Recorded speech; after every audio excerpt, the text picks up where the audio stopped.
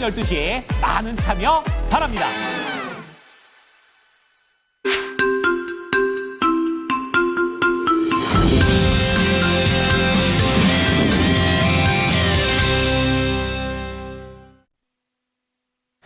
긴 연휴 잘 보내셨습니까? 모닝쇼 이건입니다. 뉴욕 증시는 우리 증시가 휴장을 하는 동안에 내리 하락하는 모습을 보여줬습니다.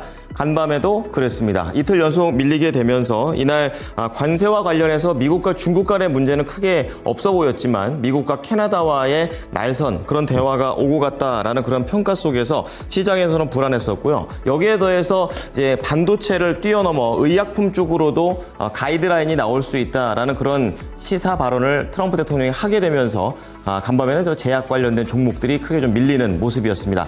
3대 지수 모두 다 1% 안쪽에 하락세를 좀 보여줬었는데요. 오늘도 모닝쇼를 통해서 한눈에 정리해 보시기 바랍니다. 첫 번째 하이라이트입니다. 과연 트럼프 대통령의 관세 정책 어떠한 성적표를 현재 보였느냐라는 시장의 궁금증들이 많은데요. 3월 무역 적자가 나왔습니다. 사상 최대입니다. 아무래도 이러한 정책에 대한 영향력을 그대로 받게 되면서 관세를 시행하기에 앞서서 각 국가에서 여러 가지 사재기 현상들이 나왔다라는 내용이고요. 중국이라든지 관련 멕시코, 캐나다 이런 국가들 같은 경우에도 그전과는 좀 다르게 수입이 줄어들게 되는 그런 영향들도 숫자로 나왔습니다. 자, 그런 가운데 국제유가 급락세를 보이고 있다가 3% 이상 급등을 보였습니다. 저가 매수세가 들어온 것도 있었고 또 오펙 플러스에 대한 움직임까지 나오게 되면서 앞으로 중국에 대한 수요도 증가할 수 있다는 기대감 속에서 이날 강한 회복세를 보였습니다. 자, 그런 가운데 관세와 관련해서는 이날 주인공은 미국과 캐나다였습니다. 정상회담 종료를 했는데요. 현지 수장들이 만나서 얘기를 했음에도 불구하고 관세에 대해서는 양보가 없는 상황이고 그리고 미국 측에서는 캐나다를 미국의 한 주로서 편입시킬 그런 내용들을 시사했지만 캐나다 쪽에서는 역시 싫다라고 얘기를 하게 되면서 맞받아치는 팽팽한 움직임을 보였습니다. 자, 이날 시장에서의 특징주 준비를 좀 해봤는데요. 첫 번째는 AMD입니다. 현재 시간 외에 강세 흐름을 보이고 있는데요. AMD 장 마치고 나서 좋은 실적이 나왔다라는 점 긍정적이었습니다. 자, 그런 가운데 테슬라 같은 경우에는 하락세를 타고 있고 차의 문제가 아니라 CEO의 문제가 되겠습니다. 특히 유럽에서의 판매 저조 현상이 지속되고 있습니다. 자, 그런 가운데 제약 쪽에서는 앞서 말씀해 드렸던 대로 트럼프 대통령의 제약과 관련된 관세 가이드라인을 2주 안에 발표한다라는 그런 얘기를 하게 되면서 제약주들이 유독 하락하는 모습이었고요. 마지막으로 미국의 인공지능 방산업체 팔란티어 같은 경우에는요, 실적을 잘 냈지만 워낙에 주가가 높아서 이 부분에 쪽에 좀 더 포인트를 맞췄습니다. 자, 오른쪽으로 넘어와 보시면 오늘 모닝 뉴스 준비가 되어 있는데요. 첫 번째는 조선과 관련된 내용입니다. MRO 쪽과 관련해서 오늘 두 가지 이슈가 나왔습니다. 하나는 캐나다 잠수함 쪽에 대한 긍정적인 기대감, 두 번째는 한화오션에 대한 개별적인 소식들이 나와줬고요.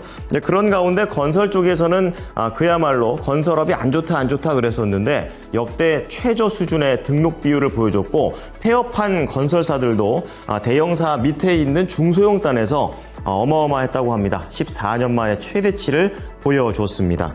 자, 그런 가운데 2차 전지와 관련해서는 두 가지가 나왔는데요. 첫 번째는 전고체, 그 다음 ESS가 되겠는데요. 전고체부터 보시겠습니다. SK온 쪽에서 전고체 연구와 관련된 성과를 발표한다라는 그런 내용에 따라서 앞으로 꿈의 배터리에 대해서 선점을 하려는 그런 속도감 있는 모습을 보여줬습니다. 자, 오늘 따끈따끈한 리포트 세 가지 준비가 되어 있는데요. 첫 번째는 한 약국 자동화 회사입니다. JVM이라는 회사가 되겠는데요. 스몰캡이고요. 새롭게 커버리지에 들어가게 됩니다. 수출에 강점을 두고 있는데 그 수출과 관련된 모멘텀들을 다시 한번 짚어줬고요. 두 번째로 보셔야 될 것은 BH가 되겠습니다. 1분기 실적에 대해서 불확실성이 더 커져 있는 상태입니다. 2분기는 흑자 전환을 한다고는 하지만 쉽지 않은 그런 모습일 텐데요. 특히 미국 쪽과 관련해서 고객사가 늘어난다라는 내용을 얘기를 하게 되면서 근거 있는 기대감을 보였습니다. 자, 마지막으로 해성 DS 보겠습니다. 목표 주가 하향 조정이 됐습니다. 실적이 1분기 상당히 안 좋게 나와 있고요. 또 2분기부터 점진적인 실적 개선 기대감은 있지만 그렇게 강력하진 않다라는 그런 내용입니다. 이 반도체 쪽에서의 패키지 공급 재개가 될 것으로 보인다고는 하지만 최종 수요가 개선되는지는 지켜봐야 된다고 얘기합니다. 자, 우선 헤드라인 하나씩 좀 체크를 해보겠습니다. 뉴욕 증시 3대 지수 일제히 하락하는 가운데 이날 약재들과 호재들 좀 보도록 하겠습니다. 첫 번째는 경제 지표가 되겠는데요. 3월 무역 적자입니다. 사상 최대였었는데요. 트럼프 대통령의 관세 시행을 앞두고 급증한 상품 수입에 대한 영향으로 인해 적자가 사상 최대치를 기록했습니다. 미국의 상무부 경제분석국에 따르면 지난 3월 상품 및 서비스 무역 적자가 전월 대비 14% 더 늘어난 1,405억 달러, 우리나라 돈으로 따지면 194조가 넘습니다. 역대 최대치를 기록했다고 얘기했습니다. 이날 나온 내용들 중에서 특징만 모아보면 의약품 주요 생산국인 아일랜드와 무역 적자가 2월 대비 153억 달러 급증했고요. 관세 보복전을 벌이고 있는 중국산 제품 수입이 3월 들어서 줄어든 점도 있었습니다. 여기에 더해서 멕시코, 그리고 캐나다 이쪽에서도 영향이 있었고 유럽과 인도, 베트남에서 수입이 3월 기준으로 역대 최고치를 기록하면서 관세 전에 각 국가별로 사재기를 하는 모습들이 숫자로 찍혔습니다. 자, 그런 가운데 오펙과 관련된 그런 내용도 있습니다. 유가가 급등을 했는데요. 어제였습니다. 4년 내 최저치까지 떨어졌던 국제 유가가 중국의 수요 증가 조짐을 보이게 되면서 3% 이상 회복을 보였는데요. WTI와 브렌트유 선물은 각각 3.2, 3.0% 올랐습니다. 이는 일단 중국 소비자들이 노동절 연휴 동안 지출을 크게 늘리는 중국 소비 호조를 보이게 되면서 중국에 대한 수요가 늘 것이란 기대감으로 작용을 했고요. 이런 가운데 긴 연휴 이후에 중국의 원유 트레이더들이 경제 활동을 재개하면서 4년 내 최저를 기록한 유가를 싸게 매입하기 위해 시장에 대거 진입할 가능성이 높은 것도 국제 유가가 급등할 것에 일조를 했습니다. 자, 마지막 헤드라인입니다. 미국과 캐나다의 정상회담이 종료됐는데요. 분위기는 사진에서는 웃고 있지만 기싸움이 심했습니다. 지금 어떠한 내용들이 오고 갔냐면 관세 그리고 미국의 편입 문제 등이 주요 안건이었습니다. 기자들이 캐나다에 대한 관세를 철회할 수 있냐라는 질문에 트럼프 대통령은 없다라고 단호하게 얘기를 했고 캐나다 카니 총리 앞에서 우리는 불공정하게 캐나다의 안보를 책임지고 있다고 강조했습니다.